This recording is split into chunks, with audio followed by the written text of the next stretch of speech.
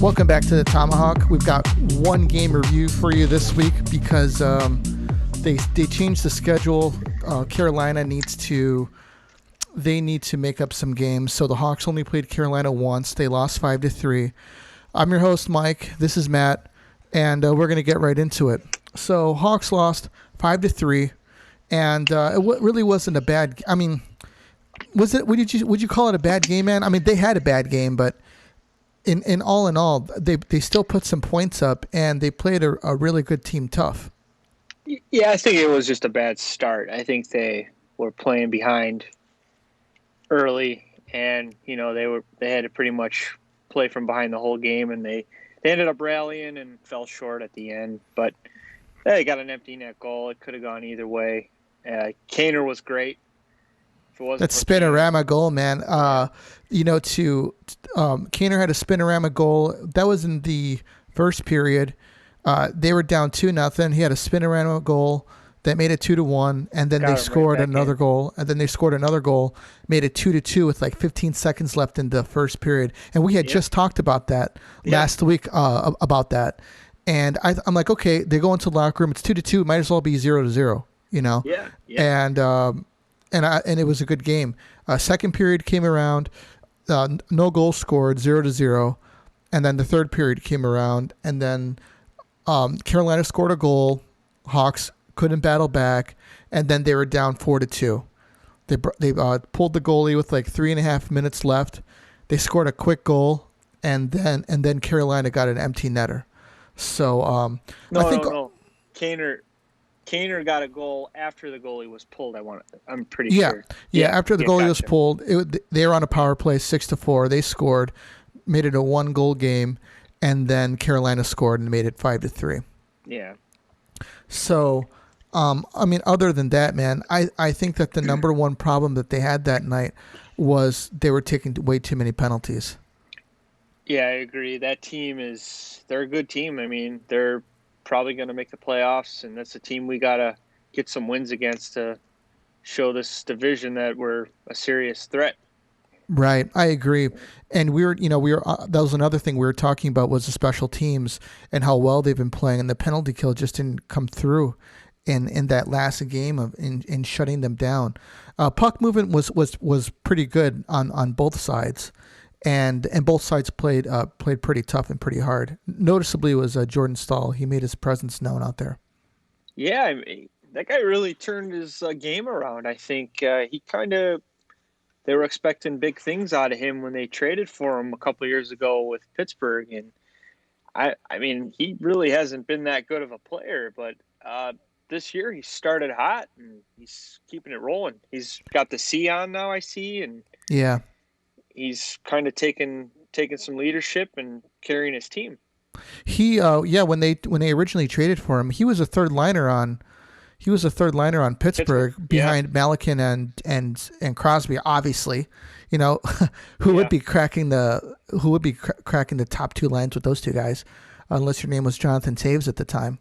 But he played more of a defensive style game, and he really wasn't. It didn't seem like he was out there looking to score goals. Went to Carolina. His brother was playing there, Eric, and I think he took on a similar role there. It seems more of a defensive specialist than looking for more offensive output. And I wonder if that maybe hindered him for a few years. Yeah, I think in Pittsburgh he was a really good shutdown kind of player, kind of like a Boland. Yeah. And I think he wanted that bigger role with, and I'm sure his brother had something to do with him jumping over there, to play with his brother on a line together, but it really didn't really work out. And then Eric ended up leaving and he go to Minnesota. I know he's in Buffalo now, but this year I don't know what's going on with him, but whatever he did in the off season or whatever he's changed his game, he's been good. Really quickly, Eric, it seemed the last 2 years he was there, his output wasn't really there, so they let him go, and he played really well in Minnesota. Yes, I agree. He was a threat to be reckoned with when he played the Hawks. Yeah, I agree. He was really good with Minnesota. I'm surprised. I think Minnesota was going a different direction they were they let Miku Koivu go, and I think obviously they're trying to get younger. I'm not really sure. I can't tell you how well he's doing this year. I haven't really heard his name that much. Eric Stahl, that is, in Right. Buffalo. I know Buffalo's been, struggling for years, but I got nothing on him, honestly. Yeah. Yeah. Yeah. Talk about an organization that is just in the mud in perpetuity. It's like they just can't get out of it. I don't know what's up with them. The last time they've been good, I think it was when Danny Briere and Chris Drury were on the same. They were both captains. You remember that? Yeah. They had Ryan Miller in net. Marty Biron was the backup, and they had Campbell, Max Afinaganov. You remember him? Yeah. Yeah, I mean, that's been a long time, man. Yeah. I mean, that's got to Yeah. be at least 15 years, 16 years. Yeah, but they were exciting to watch. I thought they could have won multiple cups, and they just fell short, and then they blew up the team. And ever Yeah, they since they did. blew the team up, they've been. I think Ryan Miller might have been like the last piece of that team. Yeah. I think he ended up going to the Blues that year. We beat him. Yeah. And then he went. He's kind of been bouncing all over Vancouver, and I think he's with the Ducks now. And Man, but still, yeah. Danny Briere, man, when he played for Buffalo and then went to Colorado. No, he didn't go to Colorado. He went to. Didn't Danny Briere? He went from Arizona to Buffalo, right? I'm not sure where he started, but I know he was a co-captain with Chris Drury with Buffalo. Right. He didn't end up going back with Buffalo, and then he ended up going to Philly. And we actually remember we played him in the 2010 Stanley Cup final. Right. He had more points than Taves, and yeah, he did. They said he could have easily been the Conn Smythe. Yeah. And I'm glad he didn't get it. Yeah. You got to give it to the winners, in my opinion. But he had a great unless the year. goalie absolutely stands on his head on the other team, Yeah, I think Jaguar with the Ducks was the last one to be on the losing team and still be the MVP with the Ducks against New Jersey that one year. Okay. That was a Paul Kariya year where Paul Kariya got nailed by Scott Stevens. Yeah. Man. That's a long time ago, man. We're getting old. Just thinking about that, man, I can't believe it. But anyways, yeah, Buffalo, they've been in rebuilding mode for in perpetuity. Maybe they're waiting for Alexander McGill kids to grow up so they can draft him and bring him back. Jeez, they're rough, and I mean I was happy for them that they got Taylor Hall this summer or whatever this offseason, and it's just not going to work out. And Taylor Hall was very, very smart to sign a 1-year deal. Yeah, get paid and then get out. He's going to get paid, and watch next year. He's going to go to a contending team, or maybe he'll end up going back to Edmonton if they can afford it. Yeah, no kidding. Play with Imagine those two freaking guys up there. That would be too surreal for him, man, to go back. He's supposed to be the piece that they're building around. He leaves. They put it together as soon as he leaves. He won the MVP with New Jersey. Yeah, he went on a scoring tear that year. Yeah, I mean he was great. I was surprised. I mean Phoenix would actually even, I know they traded for him, but come on, he's not gonna. They just gave up assets and stuff for he's not gonna resign. Right. Yeah, I mean I could see him maybe getting traded at the deadline as well if Buffalo's gonna blow it up again. Right. But we'll see. Right. Okay. So yeah, Lincoln. Back to the Hawks. Lincoln, he played pretty good. I really didn't see any two glaring weaknesses in his game on versus Carolina. Defense seemed to be playing well. What about Ian Mitchell, man? Flying into the zone, Camp catching him with a great pass, and he just buried it right in the net. Yeah, that's great to see. Like I said, he reminds me of a young Brian Campbell, Duncan Keith, 2010, where he starts skating into the zone, being that fourth winger, if you want to say. And I noticed Bowden also does that, and it's really good to see your young guys doing that. They're getting confidence, and I mean, having a defenseman score obviously Brett Burns and you like Drew Doughty, Mm-hmm. having your defense score like that, scoring big goals, it's a huge help. It is. It is. Drew Doughty, just to mention him really quickly, you're talking about a guy who had tremendous upside on the offensive zone and the defensive zone. Yep. I mean, he could shut down absolutely anybody. I think his skating ability was great on top of his defensive positioning, like all of the time, man. Whenever the Hawks would play him, he would just shut down Kane, man. I mean, he could stick with him all game, Yeah, he played a lot of minutes, and you know what? His hitting is very underrated as well. This guy can lower down the freaking hip checks like better than anyone I've seen. I don't know if he's still doing that now. We don't really get a chance to see him that much. Well, we're not going to see him at all this year unless we make the playoffs and God, something. Who knows what happens? But he still plays a lot of minutes. He's just him and Duncan Keith are like from the same planet. They could play a half hour and another night they'll do the same thing. They'll score a goal. They'll just play a solid game. There's not many guys that can do that anymore. Right. And his defense, like you said, he could play both sides of the ice. Erik Karlsson cannot do that. No, he can't. And he never has been able to. No, it's ridiculous. You could score 100 points and you'll be minus 25. You shouldn't be playing defense. Sorry, you shouldn't be playing defense. You should be playing right wing or something. Yeah, exactly. But anyways, I think that he stopped laying down those hip checks when he met Matthew Tkachuk. Oh yeah, that's a great rivalry. I watch those YouTube videos sometimes, and it's just awesome. That guy is the biggest little agitator. Man, was Keith that way? I don't think. No, no, he was just an old school. He shut his mouth and he could run you over and score some big goals. But Matthew Tkachuk, man, that dude's something else, man. Yeah, man, yeah. Hey, I know Calgary's struggling right now, but I mean, he even came out and said he puts a lot of pressure on himself, and he's trying to carry this team, back to the winning ways. And he's got a letter. He's got a letter, and he shows a lot of leadership with the way that he plays. I mean, he just goes out there and puts it all out there. Brady Tkachuk is the same way, man. In Ottawa, man. He's a tough kid. Well, he got a tough dad. Yeah, they are, man. They learn. They're both a chip off the old block. Yeah. It's going to be interesting to see them develop. Yeah, for sure. But anyways, Ian Mitchell had a great goal, Bowden. He's been playing well. I hope that they're getting the message saying that, hey guys, it's your time to shine. Get out there and just play. Whatever it is that you do, figure out how to play with your teammates. Hopefully you guys can be friends and have a great time. Because future. Yeah. Keith is not. He's not. Short. He's getting long in a tooth. And he's not going to be there. I mean, maybe 2 or 3 more seasons max. Yeah. Absolutely max. And these guys have to be developed by then, and it's going to be their team.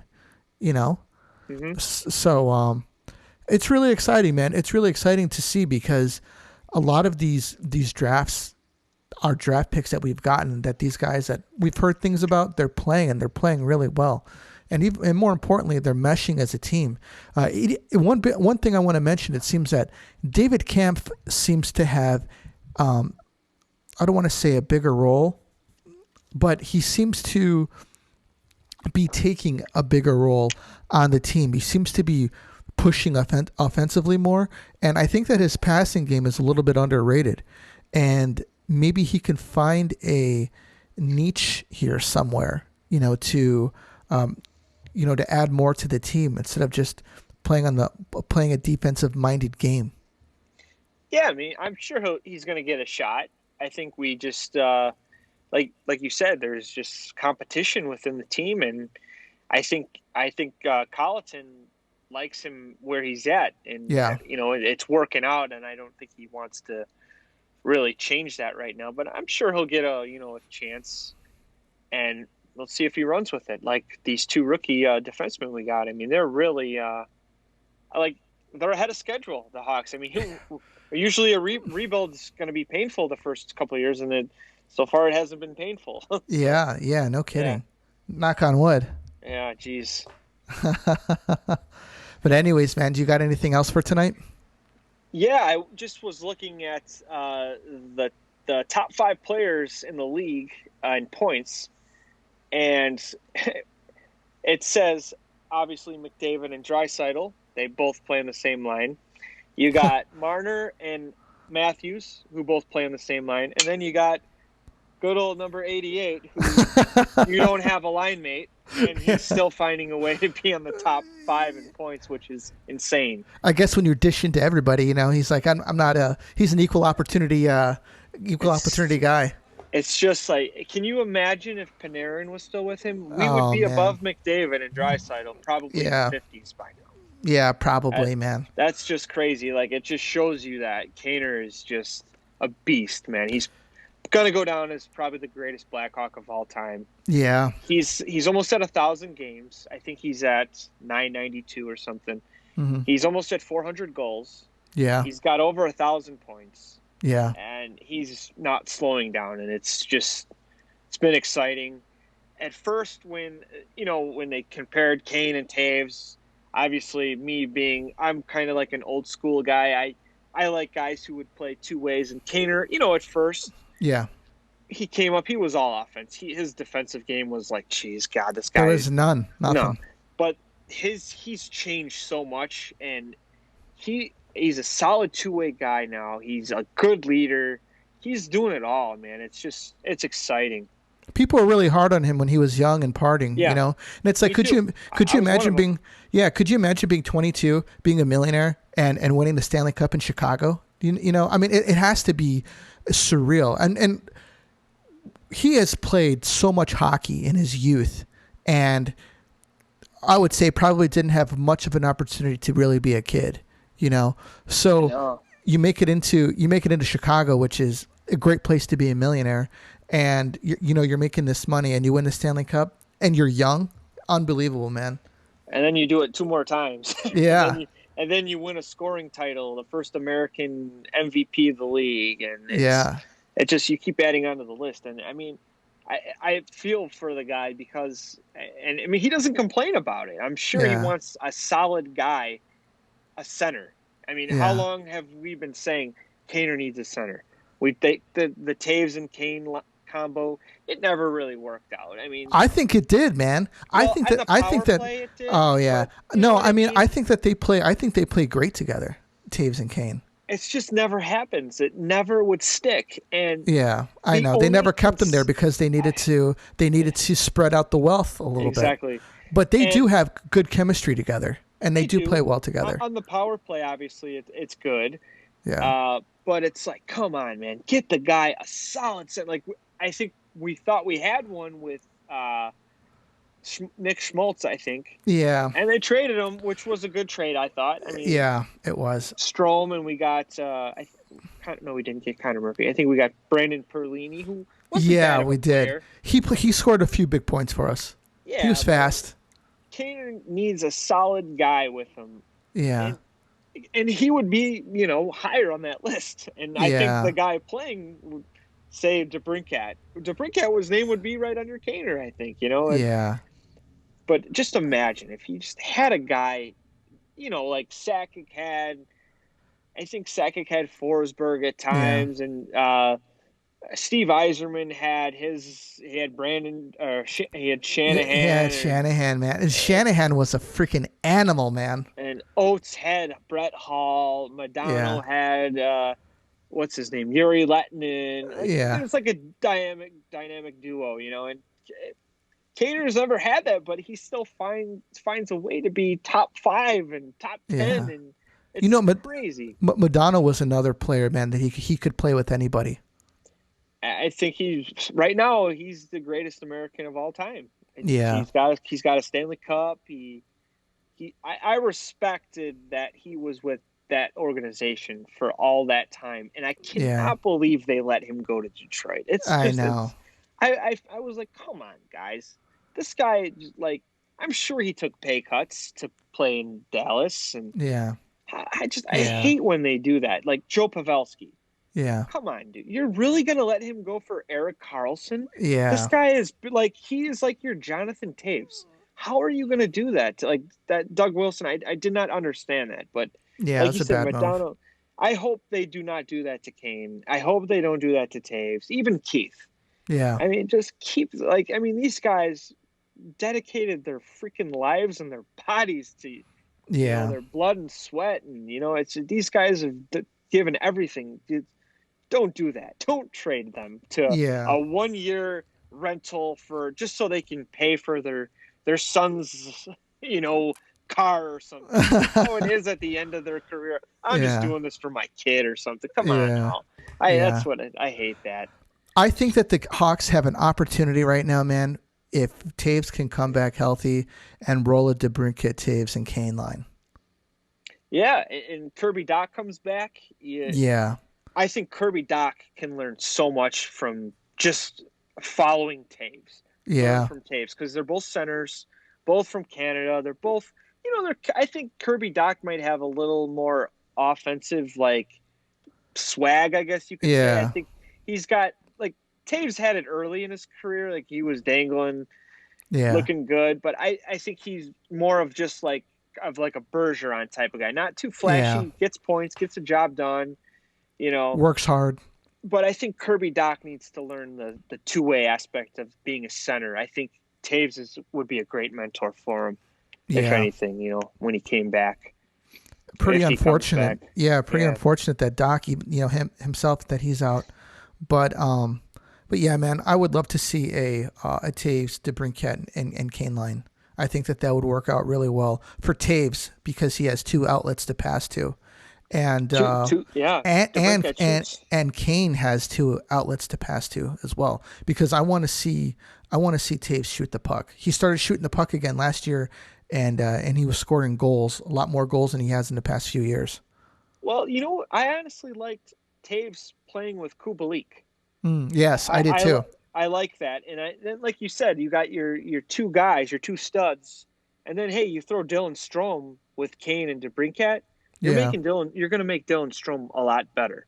Right. It's gonna give him confidence. He's gonna get better numbers, and then you got Kubalik. Hell, I'd even like to see Kubalik, Taves, and Kurashev playing together. I think that would be good because you got a skilled youngster. You got Kubalik, who can move the puck, just a shooter. And you got Taves, the solid two-way guy. Yeah, and Kurashev can move the puck. Kubalik, I think that he could skate with the puck pretty well too, and he's got good wheels on him. But man, he could fire it. He could fire it. He could fire it from anywhere. He just needs to shoot. This passing, this beautiful plays. If he has the puck in a shooting area, he has to have one thing on his mind: fire that freaking thing, because his shot is very underrated in the league. I think so. Yeah. Yeah. One last thing I wanted to bring up, man, was puck movement on the power play. I think that the puck movements are really well when they can get in the zone and they can set up. And when they set up and they can start moving the puck, I think the puck movements are really good. Yeah, get it to Kaner and let him go cross ice. Let him go down low to, the guy in the goal line, get ready to feed it to DeBrincat or get it to the point. And you know what?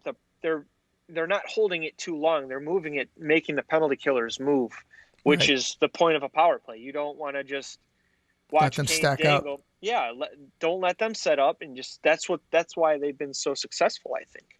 Right. Well, that's all that I got, man. What about you? The only thing, funny thing, the outdoor game that they played yesterday. Yeah. I mean, it's a really cool site. It did remind me of Mystery Alaska. But who the hell decided to make it during the day? I don't care if New York has to stay up later to watch a game. Yeah. That's what we have to do when there's playoff hockey. Yeah. Suck it up. Stop kissing the asses of people in New York. They're not the center of the world. That's why I agree. You make the game prime time and you give it to like the people. The game was in Lake Tahoe, right, or wherever it was, right in Nevada. Yeah. Start the game at 7 for them. Yeah. So when the sun goes down. Like what time do they have to? it would be 9:00 in New York, right? If the game was at 7, boo-hoo, New York. Who cares? Stay up and watch the game if you're interested in it. Well, they do regardless, so I don't know why that would even be an issue. I don't know. I'm sure that's what the executives and all the NHL people wanted. They want viewership, and I get it, but there is no one at the game anyway. You're not making money that way. Yeah. So it's like, start the game at prime time because more people, I think, will watch it. Football's over. Nobody watches the NBA because it's a joke. Baseball's not started. I mean, I think it would have been awesome if it was at night. Put the lights on. You got the mountains and it's awesome. Yeah, I'm sure it was all about the scenery, but they're lucky someone didn't get hurt because that ice was so soft. Like guys were falling, and it was bad. Man. Yeah. But didn't they had ice issues? Okay. Oh yeah. Well, in an ice arena, I know the temperature, I think it's between 70 and 68 maybe. So it could be done outside. I mean, they've had an outdoor game in LA, right? Yeah. And it's warm there. It's just the sun was beating down on the ice. And it's the sun, it gives off heat. So, it does. It's really warm. And so I think they should have waited till the sun started going down. Obviously, it's easier to say for us, but I think they were doing it for the scenery views. You got the mountains and you got a guy on a jet ski holding a Detroit Red Wing flag, which I thought was hilarious because Detroit people hate Colorado people. It's a great rivalry, and I'm still waiting for that 30 for 30 series of that rivalry. Man. I think it would be amazing because we were Hawks fans, like kind of just sitting back, like, oh, go ahead, go kill each other. This is great. Yeah, exactly. It was, man. It was. I can't wait till my kid gets a little bit bigger. I'm gonna sit him down for both of those series. Those are back-to-back years. Yeah, and it all started with one dirty hit.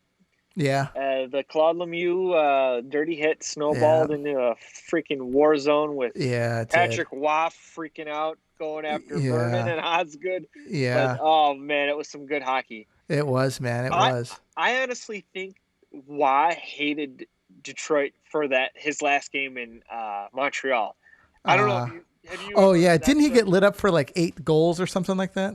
He got lit up by the Red Wings, and I remember they weren't pulling him. And I was the goalie on that team, and I'm getting lit up. Everything's going in, and my coach left me in just to be an arrogant jag. I would be just as furious. I don't think I would have walked up to the owner of the team and said, "I'm not playing another game. I'm freaking done." I don't think I would have done that, but he did it, and they traded him to Colorado, and the dude won 2 Stanley Cups. But I think he hated Detroit, and you could it showed, man. It was, I think it would make a great 30 for 30 series, and have Gary Thorne like narrate it because he was like calling everything, and it was great. Yeah, it was an unbelievable series. For sure. Well, cool, man. Well, that's all that we got for you guys tonight. The Hawks play Columbus on Tuesday, and Tuesday and Thursday? Unless they change it on us again. Unless they change it again. We got Columbus on Tuesday and Thursday. So buckle up. It's going to be another great series. I really like this format. I really like this format of these games. 2 games with the same and moving on to another team, then coming back and seeing them again, man. It's going to set up some rivalries, I think they should keep it this way. The next year, if we're doing a full 82-game series or season, and say we're going out east, say we're going to Montreal, I think we should play Montreal twice. Yeah. Or I know they like to do a home game and an away game, but hey, do it. I think it would be great just to get it out of the way. And then maybe the next season have Montreal come to Chicago for 2 games. Yeah. I mean, I think it would save the league a lot of money and travel and just aggravation. And I think the players really like it. And I'm a big fan of it. I love it. Yeah, I love it, man. Yeah. I love it. So, all right, guys, do us a favor. Give us a comment. Give us a like. And hit subscribe. This is Mike and Matt. We're out.